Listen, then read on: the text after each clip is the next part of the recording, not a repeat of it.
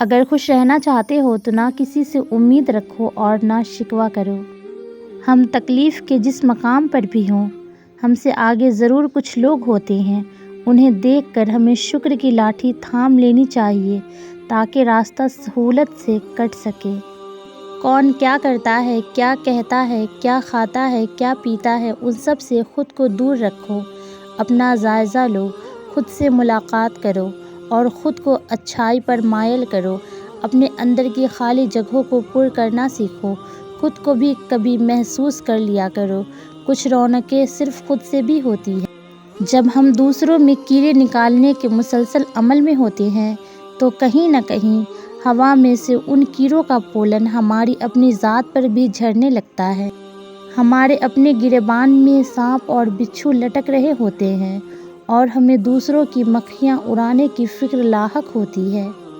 لوگوں کا احترام کرنا اس بات کی دلیل نہیں ہے کہ آپ کو ان سے کوئی کام پڑا ہے، بلکہ یہ تو انسان کی دینداری اور تربیت کی عکاسی ہے۔ دنیا میں کامیاب ہونے کے لیے آپ کو اکیلا ہی سفر کرنا پڑتا ہے۔ لوگ آپ کے ساتھ تب ہوں گے جب آپ کامیاب ہو جائیں گے۔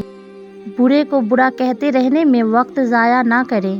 اگر حضرت آدم علیہ السلام شیطان کو کوستے رہتے تو توبہ کرنا کب سیکھتے، توبہ کب کرتے اور اللہ کی رضا میں دل کیسے لگاتے؟ آج ہم سب میں ایک چیز کی بے انتہا کمی ہے، ہم دوسروں کو سراہتے نہیں ہیں۔ ہم سب اپنی تعریف تو بہت پسند کرتی ہیں، مگر کسی دوسرے کی تعریف کرنا بہت مشکل لگتا ہے۔ اکثر ہم اندر سے بڑے متاثر ہوتے ہیں مگر کہنے کی ہمت نہیں کر پاتے۔